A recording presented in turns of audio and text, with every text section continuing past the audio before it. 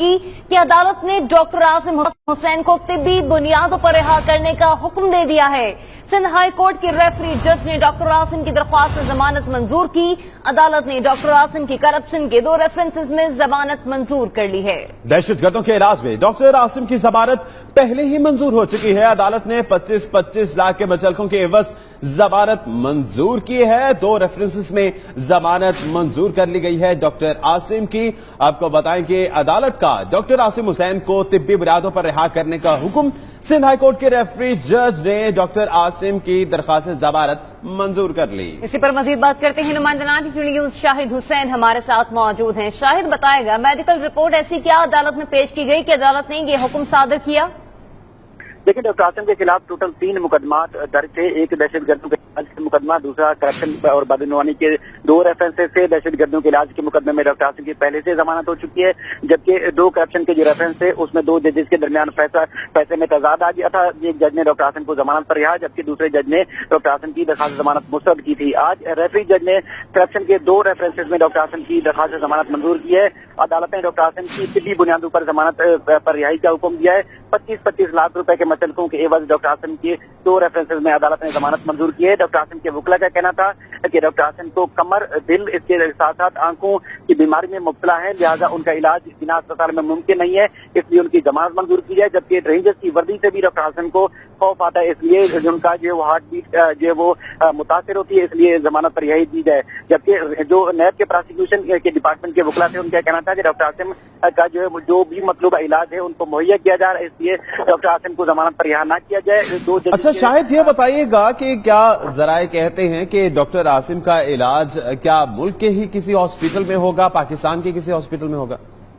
नहीं दानिश, हालात यही बता रहे हैं कि डॉक्टर आसिम के जो वकील लतीफ कोटा थे वो बार बार दलाइल में यही कहते रहे कि डॉक्टर आसिम का इलाज जो है वो पाकिस्तान में मुमकिन ही नहीं है। लेकिन सिंध हाई कोर्ट के जो 2 जजेस के दरमियान फैसला आया था, उसमें एक जज ने जिसने डॉक्टर आसिम की जमानत मंजूर की थी, उन्होंने इस शर्त पर डॉक्टर आसिम की जमानत मंजूर की थी कि डॉक्टर आसिम का पासपोर्ट जब्त और उनका नाम ईसिर में शामिल किया जाए और उनको जमानत पर रिहा किया जाए। डॉक्टर आसिम के वकील बार बार इसरार करते रहे कि डॉक्टर आसिम का पाकिस्तान में मुमकिन नहीं है, और 9 रुकनी मेडिकल बोर्ड जो था उन्होंने भी अपने जो रिपोर्ट में करार दिया था कि डॉक्टर आसिम का इलाज जापान या यूएसए में हो सकता है। लेकिन जो अदालत ने जमानत मंजूर की है, उन्होंने डॉक्टर आसिम को बाहर जाने की इजाजत नहीं दी, उनका पासपोर्ट करने के अहकाम दिए और अदालत ने हुक्म दिया है कि वो जमानत पर तो रिहा हो सकते हैं लेकिन मुल्क से बाहर नहीं जा सकते। इसलिए शायद इस सिलसिले में कोई ऐसी तजवीज भी है कि उनका नाम एग्जिट कंट्रोल लिस्ट में डाला जाएगा, जिस तरह से पासपोर्ट तो जब्त हो गया?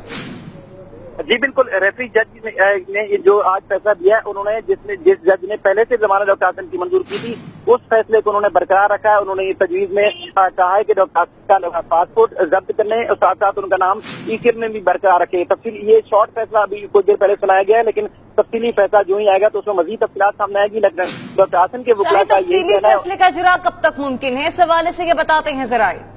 इनके डॉक्टर आसिम के वकील का कहना है कि एक तफसीली फैसले के लिए वो दरखास्त दी जाएगी और आज दोपहर तक मुमकिन है कि तफसीली फैसला जारी किया जाएगा। लेकिन ईसीए में जो नाम डॉक्टर आसिम का शामिल किया गया है, इससे पहले वाले जज के हुक्म पर और उसके बाद नैब हुकाम की जानिब से जो दरखास्त जारी की गई थी डॉक्टर आसिम के खिलाफ जो करप्शन और बदनवानी के 459 अरब रुपए की करप्शन के इल्जाम हैं, इसलिए उनके नैब हुकाम की जानिब से पहले डॉक्टर आसिम का नाम ईसीए में शामिल है।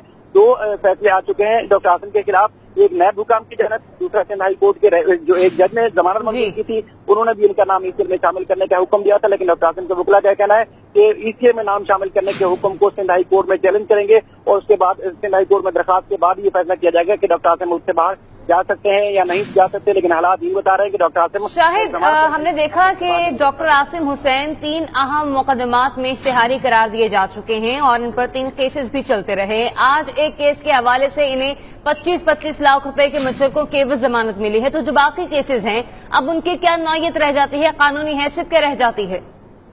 लेकिन डॉक्टर आसिम के खिलाफ 26 अगस्त 2015 को जब रेंजर्स ने उनको गिरफ्तार किया था, उन्होंने जो जीआईटी में एतराज किया था, उस हिसाब से डॉक्टर आसिम के खिलाफ 3 जो मुकदमा बनाए गए थे।